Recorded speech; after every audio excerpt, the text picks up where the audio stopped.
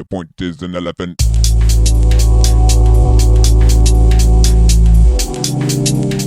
सबैभन्दा पहिला चाहिँ हामीले कुरा गरौँ पोल अफ द डेको बारेमा, जुन चाहिँ आजको पोल अफ द डे पनि सेम रहेको छ। हिजो चाहिँ एक्चुअली चाहिँ मैले चाहिँ उसलाई चाहिँ अपडेट गर्न चाहिँ बिर्सेको रहेछु, किनभने चाहिँ मैले चाहिँ केही ग्याजेटहरू लिएर आएको थिएँ पर्सनल युज गर्नको लागि, र त्यसको चाहिँ अनबक्सिङहरू गर्दाखेरि त्यो गर्दा चाहिँ हल्का चाहिँ ढिलो भयो। आई मिन टु से कि फर्गेट होइन, मैले चाहिँ बिर्सेँ।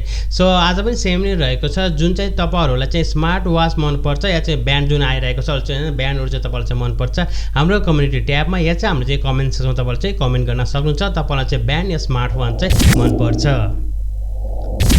फाइनली नेपालमा चाहिँ अर्को एउटा चाहिँ ई कमर्सियल वेबसाइटले चाहिँ अलरेडी नै इन्ट्री गरिसकेको छ, जुन चाहिँ YesCart रहेको छ। YesCartले चाहिँ के भनेको छ भने चाहिँ उनीहरूले चाहिँ जेन्युन प्रडक्टवाला मात्र बेच्ने भनेको चाहिँ एटलिस्ट के कोही आयो यस्तो जसले चाहिँ जेन्युन प्रडक्टहरू मात्र म बेच्छु भनेर चाहिँ लिएर आएको छ। अब हेरौँ उनीहरूको चाहिँ होइन सर्भिसहरू कस्तो हुन्छ, सबै कुरो चाहिँ हामीले हेर्न पर्ने हुन्छ, कस्टमर केयरको चाहिँ रिस्पोन्सहरू कस्तो छ, त्यो सबै कुरो चाहिँ हामीले हेर्न पर्ने हुन्छ। तर चाहिँ उनीहरूले चाहिँ अलरेडी नै होइन लन्च गरिसकेको छ। एप्सहरू पनि तपाईँले चाहिँ गुगलको प्ले स्टोरमा चाहिँ देख्न सक्नुहुन्छ। यसको साथसाथ चाहिँ उनीहरूको चाहिँ वेबसाइट पनि अलरेडी नै आइसकेको छ। तपाईँ चाहिँ वेबसाइटलाई चाहिँ चेकआउट गर्न चाहनुहुन्छ भने डिस्क्रिप्सनको तर म तपाईँलाई चाहिँ लिङ्क दिनेछु, क्लिक गर्नुहोस्, हेर्नुहोस् तपाईँलाई चाहिँ के कस्तो लाग्छ, के त्यहाँ चाहिँ सबै कुरा चाहिँ जेन्युन छन् या छैन त्यसरी तपाईँले चाहिँ अपडेट पनि गर्न सक्नुहुनेछ।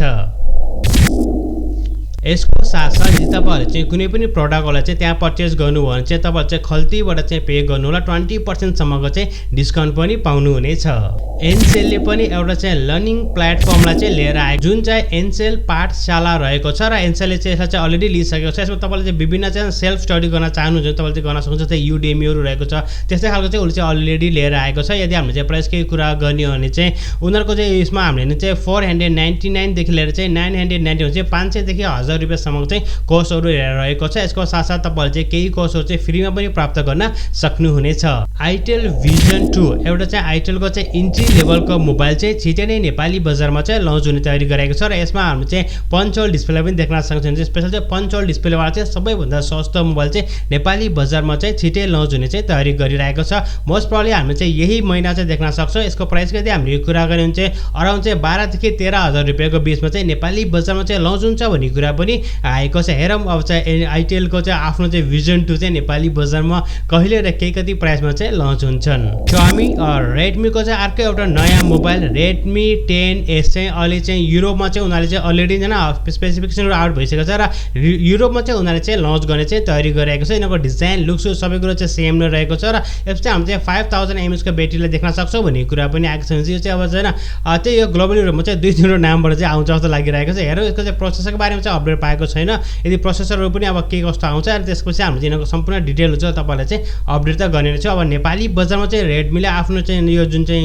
सिरिजमध्ये चाहिँ 10S लाई ल्याउने हो या चाहिँ 10 लाई ल्याउने हो या चाहिँ 10 प्राइमलाई ल्याउने हो, त्यो चाहिँ मेन कुरा छ। जुन जस्तो लिएर पनि आयो भने चाहिँ अन्डर 20,000 रुपियाँमा लिएर आयो भने चाहिँ एकदमै राम्रो रहेको छ, जुन चाहिँ इन्डियन बजारमा चाहिँ लन्च भएको छ। यसको चाहिँ ब्याट्री चाहिँ राम्रो रहेको छ। GoPro Hero 10 ब्ल्याकको पनि अलरेडी नै केही फोटोहरू चाहिँ बाहिर आएको छ, रेन्डरहरू चाहिँ बाहिर आइसकेको छ। उनीहरूले चाहिँ एनाउन्स गर्नुभन्दा पहिले पनि विभिन्न उनीहरूको चाहिँ होइन रेन्डरहरू चाहिँ बाहिर आइसकेको छ, जुन फोटो चाहिँ तपाईँले चाहिँ यहाँ हेर्न सक्नुहुनेछ। र तपाईँलाई चाहिँ यसको बारेमा के कस्तो लाग्छ कमेन्ट सेक्सनमा चाहिँ कमेन्ट गर्नुहोस्। विन्डोज 11 स्पेशल चाहिँ विन्डोज 11 मा चाहिँ होइन हामीले चाहिँ एउटा चाहिँ नयाँ फोटो एप्सलाई पनि देखेका छौँ, जुन चाहिँ हेर्दाखेरि चाहिँ अब डिफ्रेन्ट लागेको छ। उनीहरूले चाहिँ अलरेडी नै रोल ब्याक गरिसकेको छ। किन तपाईँले हेर्न सक्नुहुन्छ, तपाईँ चाहिँ हल्का फोटोलाई पनि एडिट पनि गर्न सक्नुहुन्छ, जुन चाहिँ उनीहरूले आफै बिल्ड गरेर चाहिँ दिइरहेको छ। त्यो चाहिँ एकदमै राम्रो कुरा।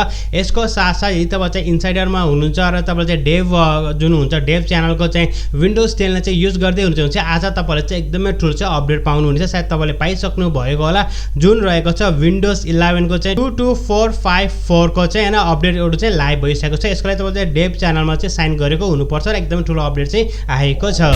एउटा रिपोर्टलाई यदि हामीले मध्यनजर राख्ने हो र चाहिँ गुगल प्ले कन्सोलमा यदि हामीले हेर्ने हो भने चाहिँ सामसङको आउन लागेको एउटा फ्ल्यागसिप लेभलको मोबाइल हो, जुन चाहिँ सामसङ ग्यालेक्सी S21 FE मा चाहिँ हामीले चाहिँ एक्जाइनोस 2100 को चाहिँ प्रोसेसरलाई देख्न सक्नेछौँ। भने चाहिँ एक्जाइनोस 2100 को प्रोसेसरमा चाहिँ उसले चाहिँ आफ्नो चाहिँ फेन एडिसन या फ्ल्याट एडिसनलाई चाहिँ लिएर आउनु चाहिँ तयारी गरिसकेको चाहिँ फ्ल्याट हुने चाहिँ मैले भनेको एक्ज्याक्ट एकदमै फ्ल्याट हुन्छ उनीहरूको डिस्प्ले, अनि त्यसमा चाहिँ सो यो चाहिँ उसले चाहिँ लिएर आउनु चाहिँ तयारी गरिरहेको छ। यसको साथसाथ चाहिँ सामसङले चाहिँ एउटा राम्रो न्युज पनि दिएको छ, जुन चाहिँ सामसङ ग्यालेक्सी A52s मा चाहिँ तपाईँहरूले चाहिँ एउटा चाहिँ अपडेट पाउनुहुन्छ र त्यो अपडेटमा चाहिँ पुस्ट गरेको छ, जसको मजाले गरेर कि तपाईँले चाहिँ अब चाहिँ आफ्नो Samsungको यो मोबाइलमा पनि भर्चुअल र्याम वाला चाहिँ युज गर्न सक्नुहुन्छ। चाहिँ भर्चुअल र्याम भयो भने तपाईँको चाहिँ केही हदसम्म चाहिँ पर्फर्मेन्सहरू चाहिँ राम्रो हुन्छ। सो भर्चुअल र्याम पनि तपाईँले चाहिँ यसमा चाहिँ देख्न सक्नुहुनेछ।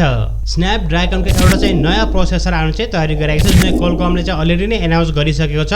यसको साथसाथ चाहिँ एक्ज्याक्टली चाहिँ यो के नामले आउँछ त्यो चाहिँ थाहा भएन, तर चाहिँ मिड रेन्ज बजेटको लागि हुन्छ भने चाहिँ मिड बजेटको लागि चाहिँ यो चिपसेट बनेको छ भने चाहिँ 690 695 के बन्छ भने अब 730 कहाँसम्म हान्छ। र यसमा तपाईँहरूले चाहिँ यो जुन प्रोसेसरले चाहिँ मजाले चाहिँ 144 हर्जको चाहिँ रिफ्रेस रेटलाई चाहिँ मतलब चाहिँ सक्छ भन्ने कुरा पनि आएको छ।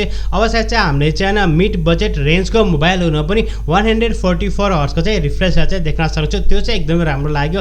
हेरौँ अब चाहिँ सबैभन्दा पहिला चाहिँ कसले ल्याउँछ, Xiaomi या चाहिँ अरूले। अहिले पनि आफ्नो चाहिँ केही प्रडक्टहरू चाहिँ ग्लोबली रूपमा चाहिँ लन्च गर्नको लागि चाहिँ एनाउन्स गरिसकेको छ। उनीहरूले चाहिँ होइन अब डेफिनेटली भर्चुअल इभेन्ट नै हुन्छ। इभेन्टहरूको डेटहरू पनि कन्फर्म गरिसकेको छ, जुन चाहिँ अक्टोबर 21 मा चाहिँ उनीहरूले चाहिँ एनाउन्स गर्ने चाहिँ तयारी गरिरहेको छ। यस्तो पनि रुमर्स आएको सायद चाहिँ हामीले चाहिँ यसमा चाहिँ Huawei P50 लाई देख्न सक्छौँ भन्ने कुरा पनि आएको छ, जुन चाहिँ क्यामेरावाला फोन नै हामीले भन्नुपर्छ। Huawei फोनहरू चाहिँ टप 1 मा चाहिँ क्यामेराको मोबाइलहरू हुन्छ भनेपछि अब त्यो सायद हेरौँ P50 कस्तो हुन्छ। र मेन चाहिँ उनीहरूले चाहिँ चाइनाभन्दा बाहिर अब कुन अपरेटिङ सिस्टम हालेर दिन्छन् होइन। अब डेफिनेटली अब एन्ड्रोइडको चाहिँ एप्लिकेसनहरू चाहिँ चल्दैन, त्यस्तो गुगलको एप्लिकेसनहरू चल्दैन। सो हेरौँ अब के कस्तो हुन्छ न। उनीहरूले चाहिँ आफ्नै अब अपरेटिङ सिस्टम पनि लिएर आउँछ होला। अझ ग्लोबली चाहिँ उनीहरूले चाहिँ अब लन्च गर्ने चाहिँ तयारी चाहिँ गरिरहेको छ। र साथीहरू आजको अपडेट चाहिँ यही नै रहेको छ। र मलाई चाहिँ तपाईँहरूलाई आजको भिडियो मन पर्यो होला। यदि भिडियो सम्बन्धी कुनै पनि सल्लाह या सुझाव भए कृपया हाम्रो कमेन्ट सेक्सनमा कमेन्ट गर्नुहोस्। यदि तपाईँ हाम्रो च्यानलमा नयाँ आउनुहुन्छ भने च्यानललाई सब्सक्राइब गरी साथमा रहेको बेल आइकनलाई क्लिक गर्न पनि नभुल्नुहोला।